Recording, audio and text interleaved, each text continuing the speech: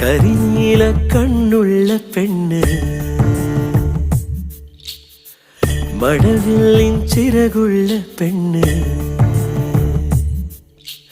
കവിളിലോ കാക്കപ്പൂവിൻ മറുകുമായി വന്നോള്, കരിമുകിൽ ചേലായി മിന്നും മുടിമെടഞ്ഞിട്ടോള്,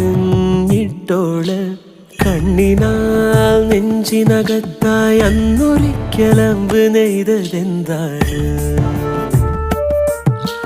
കണ്ണിനാൽ നെഞ്ചിനകത്തായി അന്നൊരിക്കലമ്പ് നെയ്തതെന്താണ്.